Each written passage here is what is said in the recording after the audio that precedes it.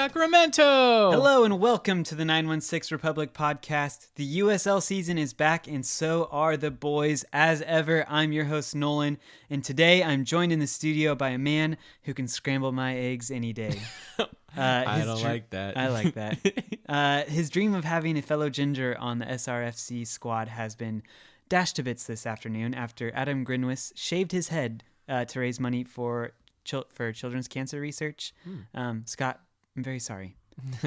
How are you doing today? He's still a ginger. Like, it doesn't change like his hair color. But he has no hair. Soon he will have so it does change his hair stubble. color. He goes from having hair that is red to not having any hair. How do you know he doesn't have any hair that's red on his body? Because he... Oh, true. Okay. I retract my statement. Respect. And I made scrambled eggs and sausage for like lunch. Oh, yeah. That's why Nolan said he could scramble my eggs. That was the egg reference. It Yes. was not a dirty joke. It was... I don't know. It was that. a claim. It was Sure, a claim Nolan. to fact. Sure. Okay. Let's factual continue claim. here. Also joining me. Talk about me. Shit, you're not supposed to talk. Come on. Also joining me in the studio is a man who I've never seen scramble any eggs, but who I have seen soak in the atmosphere of opening night at Papa Murphy's Park. Zach, I also love your hair today. Thank you. Did you get a perm? Stop it. Okay. No. Nolan It's said a naughty all word. natural. you We're catch gonna have that? to. We're gonna have to I make didn't this get- episode explicit. No, Or I don't do I that don't think because so. it'll block it on my phone. I think because I have like a setting. Wow. I'm just kidding. Really? Yeah. Or like the Well, because it was like your brother's old phone. in middle school. Yeah, it was good. In the middle school Tacoma. Little or Wesley. yeah, those middle schoolers in Tacoma won't be able to watch. be able to middle listen. schoolers. Yeah. And they won't be able to hack our right, stuff. yeah. Well, Nolan, I'm doing good. You doing well? We're all in good health. Yes. Nobody's good feeling health. The atmosphere was electric It was. Saturday night. I wonder how many people contracted coronavirus from being all together in that sold out stadium. Yep. It was a sellout crowd. It was. Yep, It all was the a sellout. tickets were sold. Yeah. Tower That's Bridge right. was looking. I see where you're going there. Good job, Scott. Tower I Bridge don't know what was you're strong, talking though. Tower Bridge was very strong. They were. Well, speaking of other things that are very strong, the USL League One is a very strong group of teams. And they will be kicking off the beginning of their season soon. And I'm sorry, Scott said it's this weekend, but I did some quick Googling and I saw that it was like the 27th. Is it this weekend? It's either this weekend or next weekend. Okay. It's in, I can't remember, but it's soon. And it is a strong league. I mean, Forward Madison is a very well run club. It is. They had 4,000 or 5,000 people out per game last year. So And I believe they knocked out the lights in the U.S. Open Cup, didn't they? I'm not going to be surprised. Pretty sure they did. Good for American soccer. Yeah. So it'll be fun to watch them. Look for the diamonds in the rough that are playing in that league, like Andrew Wheeler-Ominu, who we'll get to later in the episode. Yes. Also in the news, the USL has finally launched its official app. Yeah. So if you want to take up storage on your phone and get information that you can get on FOTMob, go ahead and download the app. It's cool. That's true, but at the same, it is unique. Like Yeah, it's nice to just have everything. Yeah. There. It's a little more streamlined. And I'm sure that it will become more robust as time goes on. Right, work out some and it does look good on your phone. I have it on my does. iPad. It's okay. It's pretty But clean. it's going to look good on your phone. It'll give you all the goals, Yeah. the news, the lineups, all that type of stuff. What is annoying is you can't see who scored a goal in a match. You have to go to the game, then go to player stats, then scroll through to see who in the player stats scored the goal. And So I it's imagine frustrating. something like that'll probably Be be fixed. ironed out Hopefully soon. relatively quickly. Yeah, there's some kinks. They'll get fixed. Some kinks that needed fixing were the amount of injuries we had, which is why I think there were some academy players that were signed. So you didn't know where I was going with that. But there were 3 now we do. academy players that were signed this past week, and they were on the bench. Well, Diego Ramos wasn't, but Chavez and Yang, I believe, were on the bench. Maybe They were. can. They Yeah, were, okay. they They were on the bench this past weekend. Let me just give you a couple sentences about each of these guys. Hey. Eris Yang. Yeah, sorry. Just to clarify, they were academy USL contracts, not professional contracts. Thank you. So they are not signed to the first team professional deal. They are signed to the first team on academy contracts, so they don't make money, but they do get to train, make appearances on the bench, make appearances in the 11. And keep their eligibility for NCAA. Yeah, and all of these guys are 17. I don't know what year they are in high school. They didn't release that information, but I mean they're 17, so they're juniors, they're seniors. they're thinking about college. That's coming up very quickly. Okay, Eris Yang, 17-year-old right back, made 104 appearances with the academy, started both the Seattle Sounders and Oakland Roots preseason games. Nolan and I watched him with the Roots. He definitely looks like a converted right back. He doesn't understand the spacing very well, but I think his soccer IQ is there. Like going forward, he was fine, but he definitely looks like somebody that played central mid and then just maybe he's not going to be good enough to play central mid right now for Sacramento, but he could be like the third string right back or something, like behind McCrary and Gomez, and fourth string behind Mahoney. So I think that's good, and he gets to continue training with the first team. The team did release a video, of them, going through the tunnel or whatever. Yeah.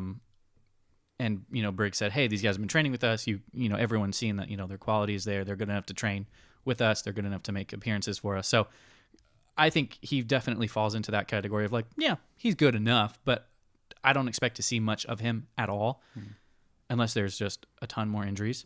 Okay, moving on. Julian Chavez, 17-year-old midfielder, spent 5 seasons with the club. So I think we can claim that we really did develop him. Okay, it wasn't like he came in as a 15-year-old, played a couple seasons, and now it's like, oh, hey, we have this amazing player. Look at us. No, like he came in as a 12-year-old, and we've trained him. Okay, this club has trained him. He had 6 goals, 12 academy matches last year, has 37 goals in 93 appearances with the academy all time over his 5 years. That's a lot of goals for a midfielder. Yeah. I think he's a bit more of an attacking midfielder. Clearly, you can tell by his goals. He does get forward. And in the Oakland Roots game, Nolan, he did play on the left.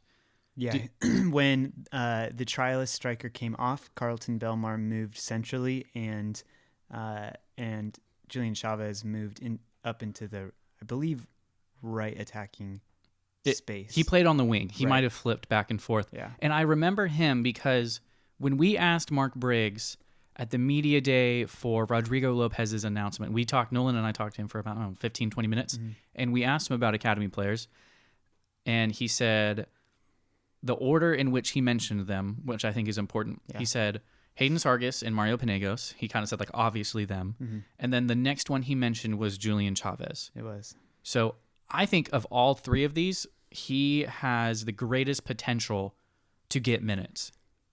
Don't know if he will. I'm not going to be surprised if he doesn't. This could just be the year that he spends training with the club, playing academy games, and then next year as an 18-year-old, then maybe we start to integrate him a little bit more.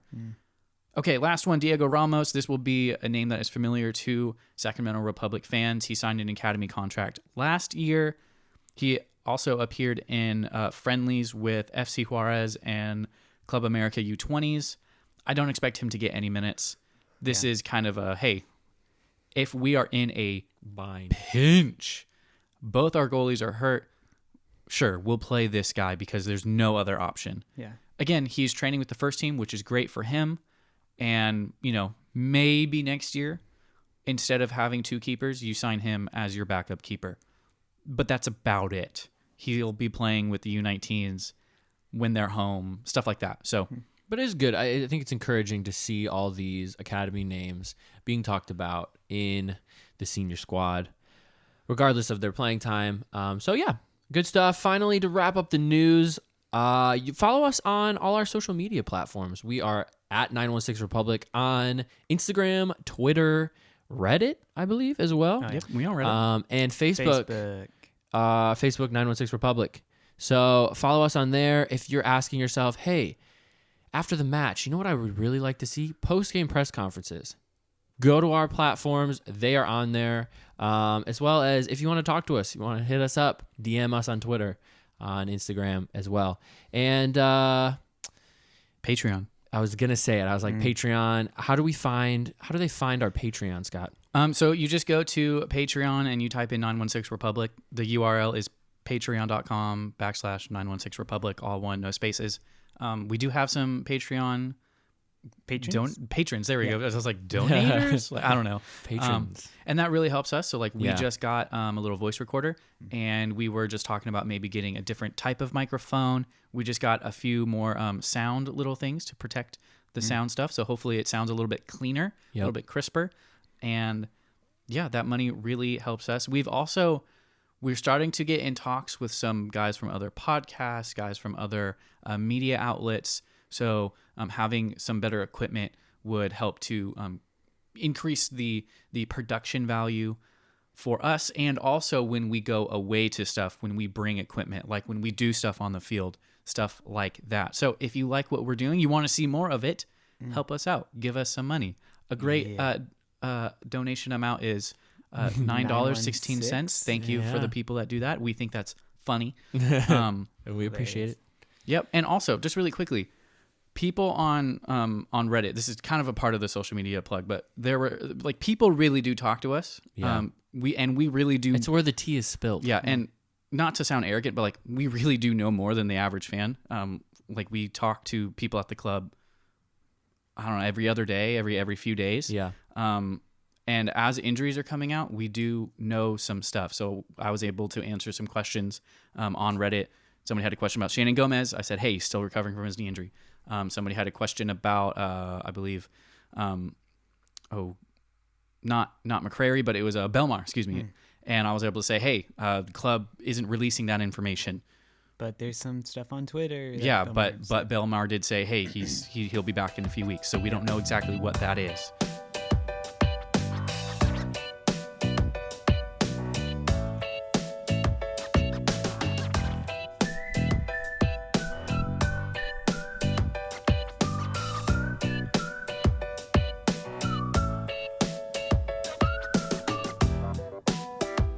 All right, so as followers of the pod will know, we frequently cover the happenings of the U.S. men's and women's national teams just to keep us all up to date on what is going on at the international level. So for those of us who didn't know, the United States is currently hosting the 2020 She Believes Cup. Games are currently being played in Frisco, Texas, Orlando, Florida, and Harrison, New Jersey. I had to look this up because I had no idea how the She Believe Cup works. It's a round-robin tournament between 4 of the best national teams in the world. This year, the U.S., obviously, England, Spain, and Japan are competing for the title. So they each play each other once. Whoever has the most points wins the tournament. If there's a tie, then it goes to goal difference. And interesting enough, England are actually the defending champs, so the U.S. women's national team have something to do other than defend a title, which I think is an interesting change of pace, I'm sure. It's an odd place to be for the women. Yes, not defending a title. Yeah, but they will be most likely defending the title next year because right now it looks like the U.S. women's national team will wrap this title up with a win against Japan on March 11th. The scenario heading into the final round of games is that the U.S. women have to be beaten by Japan, who have not won a game the entire tournament, and Spain has to beat England by 3 goals. So that scenario seems very unlikely. So it seems quite possible that the U.S. women will close out the deal, win the She Believes Cup, which is important for a couple of reasons. One, it's just always great to add another piece of silverware to the war chest, and it gets players some playing time. So just to clarify, the U.S. have a 2-0 win over England and a 1-0 win over Spain. Yeah. And if you're like, why Frisco and Harrison, New Jersey? Frisco, that's FC Dallas. Frisco is like 25 minutes, 30 minutes north of Dallas. And then Harrison is where the Red Bulls play. So they play, that's the Red Bull Arena. And maybe you're thinking like, okay, like why is this important? Well, in the summer will be the Olympics. So these are the last kind of very competitive games that these teams will play before the Olympics. So you'll see probably a lot of this U.S. women's national team roster called in for the Olympics. And the Olympics is a small roster. It's like 20 players. Yeah. So you won't see everyone, but this is probably the guys the girls, the women that Vlatko is going to take to the Olympics. Yeah. So it's important to show well here. Yeah. Sorry, go. And it's significant too because the Olympic tournament on the women's side is not a U23 competition. That's whereas right. it is on the men's. So all the old guard of the U.S. women's national team will most likely be featuring in this summer's tournament. Right. And also, so for the men have the World Cup, and then there's, the North American tournament, there's the Euros, there's the Africa Cup of Nations, there's the Asia Cup, there's all those different tournaments. For the women, it's the World Cup and then the Olympics. Yeah. And that's it. Mm-hmm. So this is kind of the third, well, like a minor trophy if you win, but at the same time, it's a good sign heading into the Olympics. It's the sign that your team gets it, they're ready to roll. And the U.S., if you remember last Olympics, they got knocked out way earlier than people were expecting by Sweden, I believe. So this could be, this could be Vlatko's, I don't know, flag, like stake in the ground, flag in the ground, that it is his era. He's taking over for Jill Ellis. Mm-hmm. So I think this is important to just keep your eye on, specifically looking forward to the Olympics. Right. And that is the women's national team update. And now it is time for the first game review of the 2020 season. Boys, are you excited? So excited. Yeah. Stoked. Just to kind of catch you up on a little summary of the game, 1-1 draw. We come out the gate with a lot of great chances in the first couple minutes.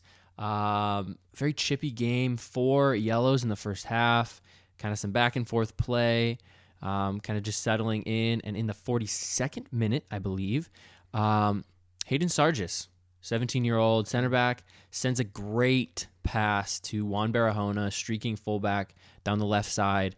Juan puts it on to Skundrich right at the top of the 18. Skundrich makes a great move, slots home a goal. We put our first goal of the season in the back of the net. Going to halftime 1-0. Again, a very chippy match in the second half. We unfortunately concede a goal in the 79th minute. Kind of just a lapse in judgment by Matt Mahoney. And DaCosta, a player that Nolan highlighted last week, puts home a goal. 1-1 draw. We had a lot of great chances, a lot of great opportunities. In that last 15 minutes, there was 6 minutes of stoppage time, which was crazy. But unfortunately, only able to come away with a 1-1 draw. At the end of the game, like I said before, post-match press conferences and a quick game recap are on our Instagram, on our Twitter. So go check those out. Nolan, what's the talking point for you for this game? Yeah, I think we have a couple points we wanted to bring up in this analysis. But the big one for me was we noted in the match preview last week, hey, look out for Rodrigo DaCosta. Well, preface that, first of all, look out for FC Tulsa. This is a completely different team than the Tulsa Roughnecks of 2019. They've strengthened in some key areas. Their coach is intelligent. He's been with the team for a while. There's a sense of continuity at this club. And so they're not going to be the team that you're just going to run over on opening night. And that proved to be the case on Saturday. We said, look out for Rodrigo DaCosta. He led the team in goals and assists last year. He's a dangerous attacking player. And he eventually was the one who broke the deadlock for Tulsa. It was interesting watching him play a lot deeper in the first half. He was playing in a two-man midfield next to Libo Maloto, who remained deep as DaCosta moved up to the wing attacking midfield position later in the game. And it was just the circumstances that led to his goal were just highlighted his attacking threat and his creativity. Yeah, for sure. Because Tulsa were given a free kick in like right inside Sacramento's defensive half, and at the time of the free kick, Tulsa make an attacking substitution, so they bring in an attacker in Christian Altamirano, I believe is his name, who had 7 goals and 7 assists in 2019 for Tulsa, for the Roughnecks at that point. And so we saw Altamirano come on, and then Rodrigo DaCosta come over to talk to Michael Nissen, the Tulsa manager, on the touchline on the left side, and the free kick was being taken on closer to the right side of the pitch. So he comes over. Matt Mahoney recognizes that he's over there and is aware that he should be marking him, but then this significant attacking player is coming on the field, so the defense is focused on, all right, who's marking Altamirano? Where is he going to be setting up shop? And then play resumes. The ball it's just a quick pass to a midfielder. The midfielder goes to Liba Maloto, and then DaCosta runs literally from his conversation on the touchline with Tulsa's head coach Nissen just in behind Mahoney, who Mahoney recognized he was there, but was just started to shuffle over a little too late. Right as he shuffles over, right as he takes a couple steps outside is when that run is made. Yeah. And it was great timing Yeah. In that pass, and he slots home. And a great goal. Yeah, a great ball from the deeper lying midfielder. From that sub. It was an unfortunate development in the game. And it's just, just surprising because Moloto is naturally a winger, but maybe just because he's, maybe a bit older, he moves back to central defensive midfield. Yeah. I don't. That was just a surprise. They for played me. both of their really dangerous attacking players deeper in the defensive half. Like I don't know how that makes sense in light of the other attacking options that they brought in over the offseason. Well, I do think they wanted to play a bit more on the counter. So maybe you put your best two passers at the heart of that counterattack. Maybe that's the idea. I don't know. Yeah. There were a few times where they definitely countered Sacramento, but there wasn't any production off of that. No, and as much as we highlighted DaCosta, especially in that first half, he was really just kind of invisible. Mm-hmm. And I think a big part of that, and even in the second half as well, with, of course, that exception of that, that one play, he was really invisible. And I think that's a big reason why is because of Andrew Wheeler Aminu. The man covered so much ground. He made so many great tackles. There was just every time I looked, I was just like, I was just so impressed. He was everywhere. And Tulsa had such a tough time getting things going. A lot of that had to do with him. I'm very excited about the pairing of him and Skundrich. They're both guys that can cover a lot of ground, are just straight marathon runners, are fearless. So yeah, I was very impressed with him. Very impressed with the little things as well, just in the passing, in the possession, in the decisions that he made. So yeah, definitely a big highlight for me during this game. Yeah, and I think it's significant that he was given a starting spot, considering who else is in the squad, but maybe absolutely not necessarily available. So let's just go over. There were a couple surprises into Saturday's starting 11. So let's just go over who was in the game. So at left back, obviously Juan Barahona, and then the left-sided center back was Hayden Sargis, the academy player, graduate, now first-team player. A bit of a surprise there. Didn't necessarily see him starting, the first game of the season, but he did, and overall played very well. Got an assist. Was partnered. He assisted in. He had a hockey assist. He had the MLS assist. He had the hockey assist. Yes. Yeah. So if you hear an MLS assist, like MLS used to count the pass before the assist as an assist. Really? Gotcha. I don't know if they do anymore. So you assisted. There were it's like hockey for each. Like you get 2 assists. Yeah, you get 2 assists. Yeah. Weird. Yeah. Well, it was a great ball. I didn't go back and see the highlights. We rewatched the game, but we didn't watch the highlights. So maybe I don't know if his ball in to Barahona is in the highlights. So go back on ESPN. It's like it picks up like the ball's like mid-flight. It doesn't show him. I don't think so. Yeah, because I watched it last night. It was a great pass. Very well picked out. Like to be able to have the vision to see Barahona running forward and then to get it to his feet was incredible. So that speaks to chemistry right there. Absolutely, yeah. To hit him like that, which is really encouraging to see game 1 of the season for a 17-year-old. No, yeah, totally. So he played incredibly. Left-sided center back, right-sided center back, Declan Keenan, the old man, stalwart in defense. Old faithful. He actually wasn't. He horrible. did put an elbow square in somebody's back, but I won't say it. That happens when you can't jump anymore. That's all I'm saying. So I feel like we trash him. We're a bit rough. He played well. He didn't play bad. Yeah, and I'm sure it's comforting for Hayden Sargis to have a guy of his experience playing next to him. At right back, Matt Mahoney. So a bit of a surprise there. We'll talk about the omissions from the squad. Yes. Maybe not his most comfortable position. At the left side of the midfield, it was either Wheeler Omiunu or Skundrich. I forget who played right, who played left. And then in the center, Mario Penegos, another academy player, academy graduate, first team contract signee now, playing in the attacking midfield role. And then Wheeler Omiunu also playing in the midfield. And then starting on the left was... To start the game, it was Sam Warner. and then him and Bijev switched around like 35 minutes, like they did against the Monarchs. Bijev was on the right, yep. Yeah, and then of course Awasa. Cameron also was in the middle. So that was the starting 11. A bit surprising. I was most surprised. I was genuinely surprised that both Penagos and Hayden Sargis started the game, because in the preseason we were talking on the podcast. You can go back and listen, and we said, Mario Penagos, maybe 300 minutes this season, comes on in the 75th minute, 80th minute when Sacramento are either 3-0 up or 3-0 down, where it doesn't really matter, and he started the game. But maybe we can talk about how he played. Maybe. Yeah. Well, let's talk about firstly the people that were out. So Derek Formella, Carlton Belmar, Jordan McCrary, Thomas Hilliard Arce, and Jaime Villarreal. So Hilliard Arce was in the 18 but didn't come on. Right. Yeah. And Rodrigo Lopez also in 18 didn't come on. Yeah. Which I think is interesting. Yeah. So Roro came on. My bad. Both of those guys, I think, were just nursing injuries. Uh-huh. And maybe it was a bit of a surprise that Hilliard Arce didn't start. Yeah. But not surprised for Roro. He's just not match fit. He hasn't really done anything in the preseason. Hilliard Arce, I think it was a bit more like he's got the injury.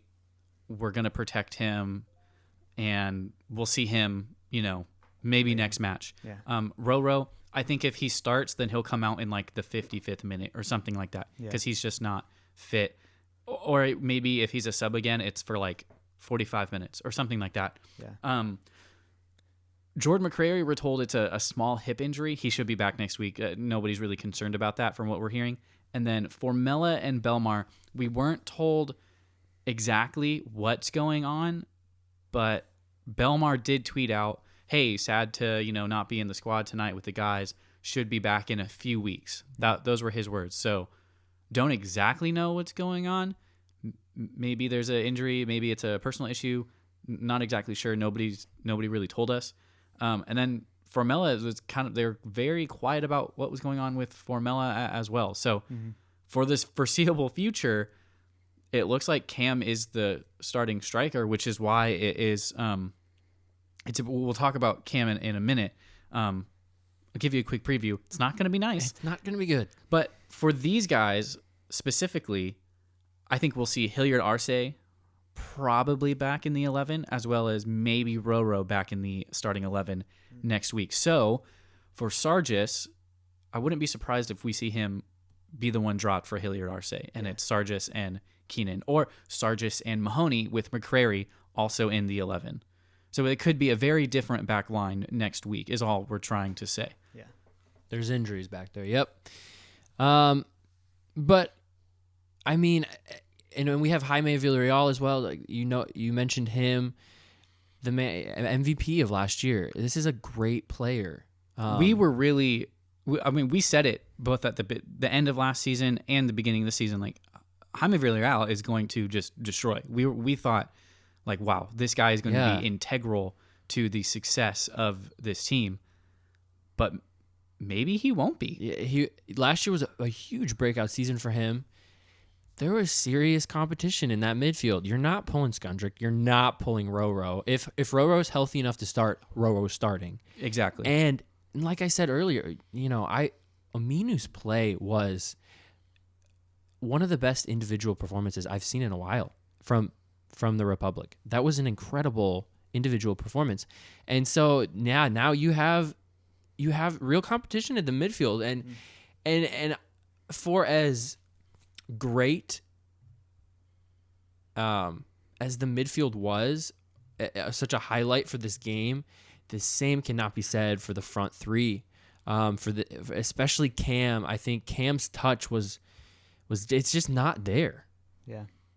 Yeah, and just really quick, I just want to say, like, if you look at Wheeler Aminu's stats, it says he's got 0 tackles. That's just not true. No. The guy was everywhere. He made at least 3 or 4 tackles. He had 5 interceptions. I mean, I think it's the player that we've wanted since we've lost Jeremy Hall. Exactly. It's so true. Jaime Villarreal is good. He's not that good defensively. Yeah. And then his passing stats are fine. He made some good passes, but I want to go back to this because this is going to be something that's interesting to watch. If Jaime Villarreal is in the 18, okay, maybe he's not fit, but what happens in April when he is match fit? He has been training. Mm-hmm. It's just a storyline to keep watching. Definitely be watching that. And yeah, and Ominu he's very fast, but he's a big dude. He looked so comfortable. Yeah. And even in the press too, he gets up quick, and he gets up far in the pitch during that press, and it looks purposeful, and it looks aggressive, it looks intimidating. I just think it's still early seeing this new formation from a new coach, but what I'm seeing is that Ominu fits this formation, fits the tactics so well. He seems so comfortable in it, seems to suit him and his strengths tremendously. And I think the partnership between Ominu we are trying to get their pronunciation right. Aminu. Yes. Okay. Andrew Wheeler, Aminu. Aminu and Skundrich. Yeah. Again, it's only been 90 minutes, but it resulted in a goal from Skundrich, who we did say is poised to have a good year. Season, yep. That we said, mediocre players from last year will have a good year. Maybe Andrew Wheeler Aminu, he had a kind of a mediocre year last year. He was playing in League One, did well, but then with Phoenix was just average. Didn't stay there.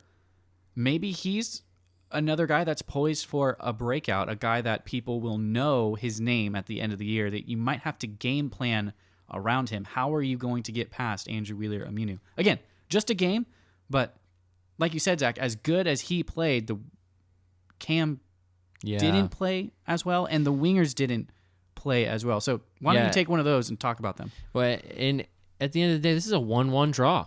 We were only able to come up with one goal, and we only were able to come up with 1 point. Something that I think has been a kind of a storyline through the preseason, and unfortunately carried over into this first regular season game, is Cam's touch is just not there.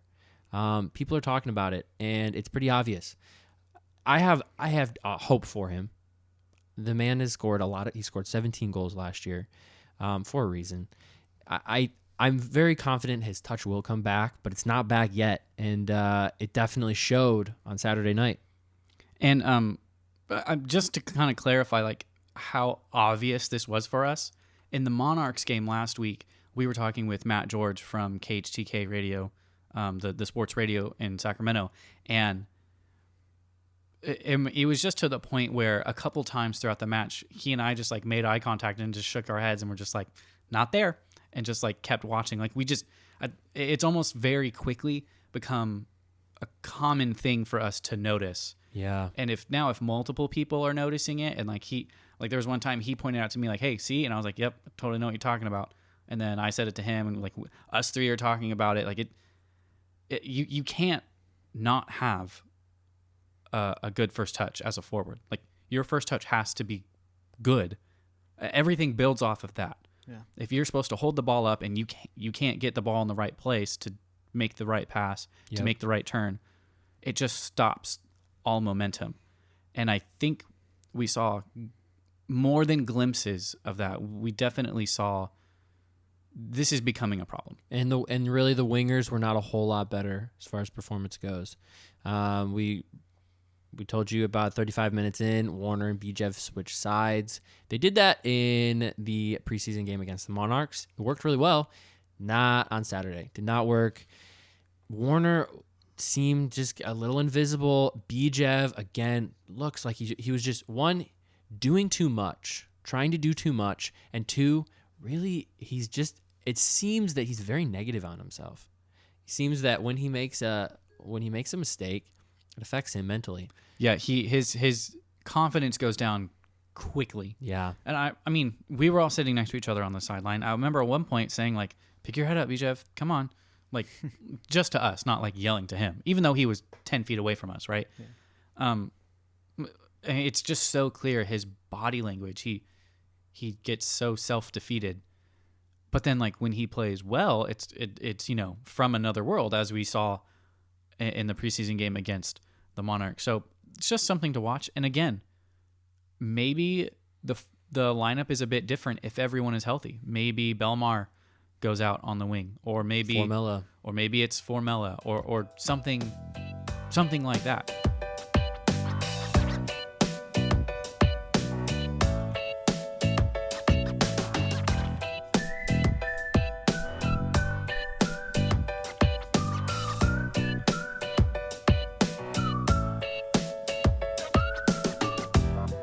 All right, and now we look forward to Sacramento's away day to Las Vegas. So Sacramento Republic will be facing off the Las Vegas Lights on March 13th, facing off against Eric Winalda's much strengthened Las Vegas Lights. He's been around the U.S. He's seen some things. He's been some places.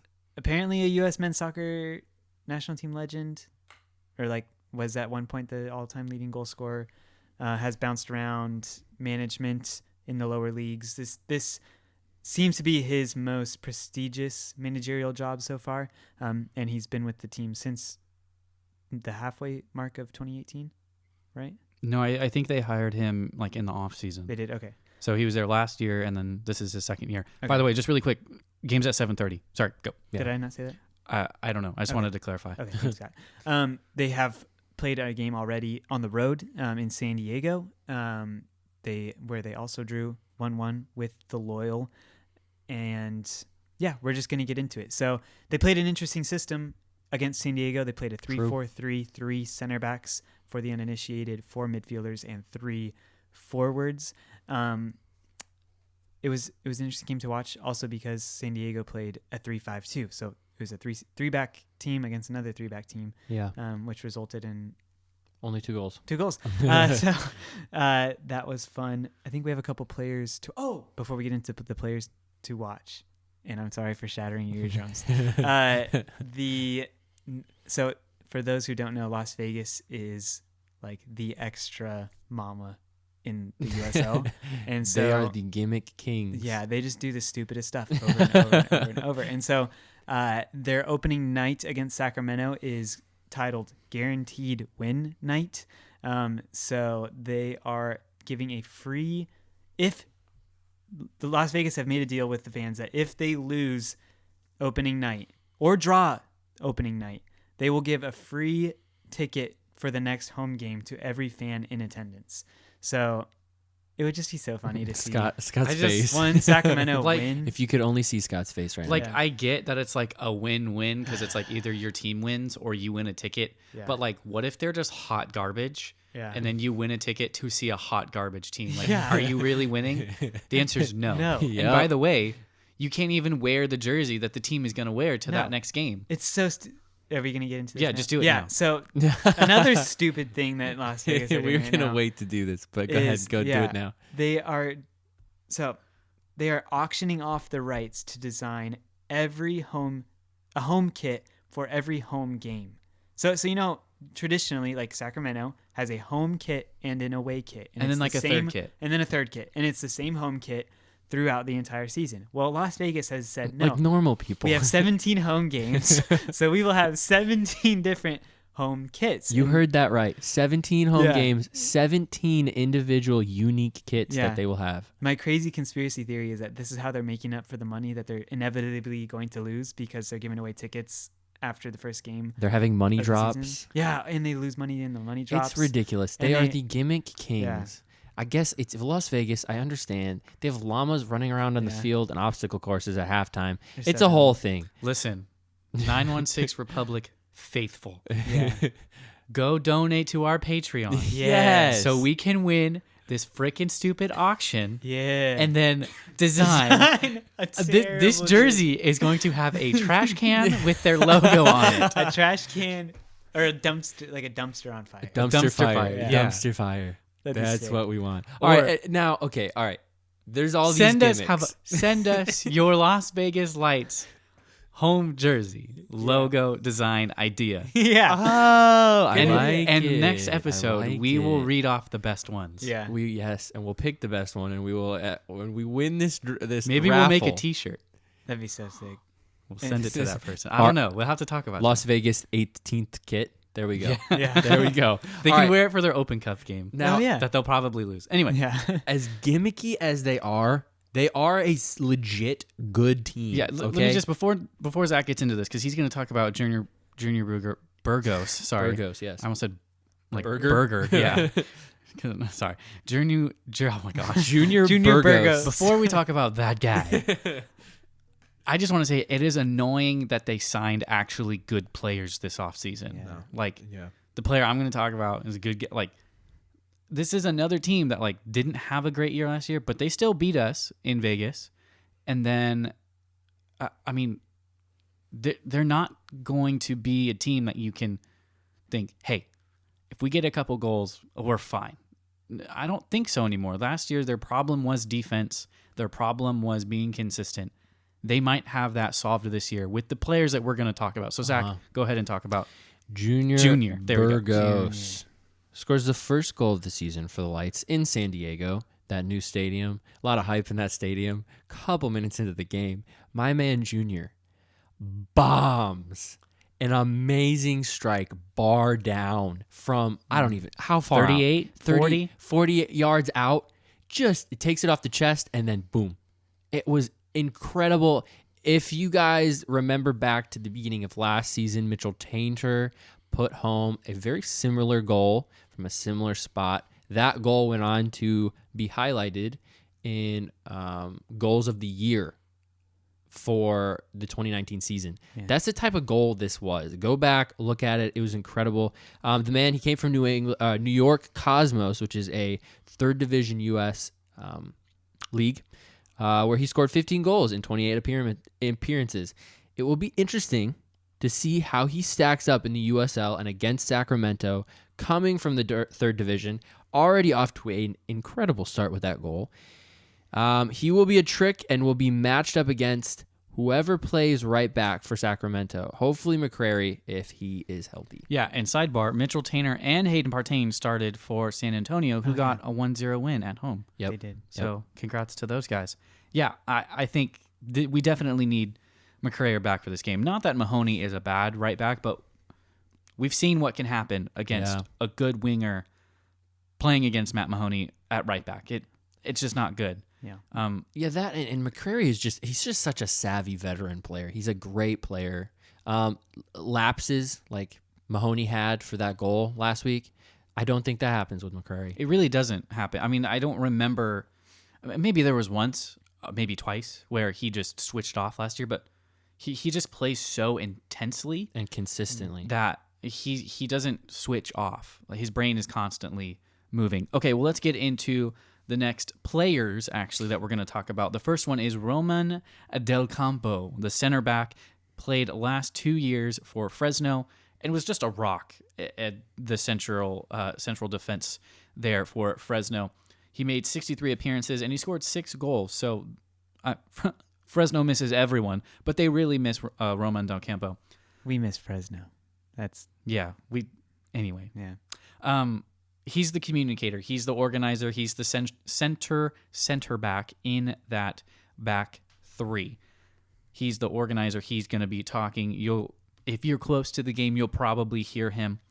In the game against the Loyal, he was solid. I mean, he played 12 long balls, played 15 short balls. That's what they're going to do. They're going to play forward. They're going to play direct. Yeah, they do play very direct. And Jordan Merle, the left-sided center back, also played 14 long balls, 22 short passes. So what we can glean from that is, once the center backs get the ball, just let them pound it deep. Just not let them, but watch. They're just going to Hail Mary half the time, essentially. And the other center back, Gabe Robinson, he played only 4 long balls, so maybe it's not his strong suit. Yeah. So when he gets the ball, look for him to play some shorter passes to midfielders. Yeah. But when the other two guys get the ball, if it's quote unquote on, I mean, they're just going to hit it long. So, and I think that one thing to note on this little bit about the center backs going long is we have a very small data set that we're going off of right now. That's very namely, 90 minutes of the first game of the USL against a team in which the Lights were outnumbered in the middle of the park. So they were playing against the Loyal, who put 5 guys in the midfield. Against Sacramento, we can almost guarantee that Lights will have greater numbers in the middle of the park. So they may try to pass, Good point. build more out of the back with the greater numbers of midfielders. But they also might not. I mean, they could just say, hey, we worked against the Loyal, so we're going to go long again. like defensively, if the wingers drop in, it's 5 people in the midfield. Yeah. And I mean, who knows? I mean, the Lights might just bang it deep again. Yeah. And their forwards are going to sit off of the center backs. So they're not going to, like a lot of times when we see forwards, there's 1 or 2 guys that are pretty close to a center back, kind of towing that line, waiting for that long ball. These guys are going to drop 3 or 4 yards in front of the center backs, and that's when they're going to try to win those long balls. So what it's going to force the midfield to do is it's going to force Skundrick and probably Wheeler Aminu. It's going to force them to drop a little deeper to win those balls, or it'll force the center backs forward to win those long balls. Either way, someone has to win them. So that's going to be the question mark for next week. Yeah. Might even be a key to a match. Nolan will maybe get into it. Yeah. I haven't looked at his keys to the match, but Oh. if I had one, that would be just my one question. My one key to the match is who wins the long balls for Sacramento? Is it the center backs? Is it your midfielders? What's the plan? What's the organization? Because these guys are going to play long passes. So let's just get into it. Nolan, what are your keys for this match? I have 2. So the first is, how do you get the best out of your relatively unproven forwards, at least in the US? They're unproven, at least in the USL. So I hate words. Every forward that started for the Lights against the Loyal have not played a season in the USL Championship. So Junior Burgos, who hit the beautiful goal coming up from Nisa, which is a 3rd division league. Siku Kone, I forget where he's coming from, but he played centrally for the Lights. And then Brian De La Fuente, who's kind of like a journeyman around like South America's top leagues, coming to the Lights. So he's a good player, but he's never played in the championship. It's going to be really interesting to see how they adapt to playing on a baseball field in Las Vegas. So that was my first key to the match for Las Vegas. The second key to the match is, how are they going to take advantage of greater numbers in the midfield? It just helps to have an extra. You mean pass. Sacramento? No, how are the Lights going to, if they play 4 in the midfield? Oh, versus the 3 And 3 in midfielders. Sacramento. Okay. Yeah. So they're going to have one more option than Sacramento will. How are they going to take advantage of that? Yeah. So, and that could be a little confusing. So again, Sacramento plays a 4-3-3. So 4 defenders, 3 midfielders, 3 forwards, right? Yeah. Versus 3 Las center Vegas backs. plays 3 center backs, 3 defenders, 4 midfielders, 3 forwards. Now, to get a bit more technical, Vegas will play with 2 central midfielders and then 2 wing backs, the ones that are on the outside. So in defense, those guys will drop deep. They'll drop, and it'll look like they have 5 defenders. Yeah. Then going forward, they're going to get forward. Sacramento does something similar with their fullbacks. In defense, they drop, right? But then going forward, especially Juan Barahona will get very far forward, right? And he'll play as far forward as the wingers. So what Sacramento is going to have to do is they're going to have to pick their time as to when to send those fullbacks forward to mark the opposing wingback. So just looking at the lineup for Vegas, the wingback on the right is Moby Fur, and on the left, Javon Torre. So it would be McCrary would be the one that would be marking Javon Torre, going a little bit forward, and it would be Barahona who would be marking Fur. Or do you say, hey, we're going to play ball side? So what that means is if the ball is on that side, you send somebody out to mark that guy. So it could be a fullback, it could be a midfielder. Like, hey, Skundrick, guess what? You're going to be running laterally the whole night. Get ready, because that's what you're going to do. And he'll do it. Yeah. And same with Aminu. Hey, got it. Aminu. Sorry. Yeah. You're getting closer. and Aminu. closer. That's what You said Aminu. Aminu. Oh, okay. Yeah, there's Sorry. no U. Ami. Well, there's actually 2 U's. Aminu. It's, We should just ask him how to say his name. Yeah. So there are ways to do that. I think that will be interesting. There could maybe be a formation change for Vegas. I don't see Sacramento changing their formation really for anyone this year. That's generally not what they do unless it's kind of like a big shift. It's just so interesting to me because with playing so direct, we watched, I don't know, about maybe 25, 30 minutes of their game. With them playing as direct as they did, the way that they combined is with those three forwards. So usually when you want to combine off a long ball, you have a midfielder run up and be ready to win that second ball or something like that. The way they do it is their three forwards just kind of all interchange. So it can be dangerous for center backs like, say, Hayden Sargis, who's inexperienced. So just something else to watch out for. Talking about Vegas next week. Well, boys, do we have anything else before we sign off for this week? Vegas is also playing a midnight game on July 11th.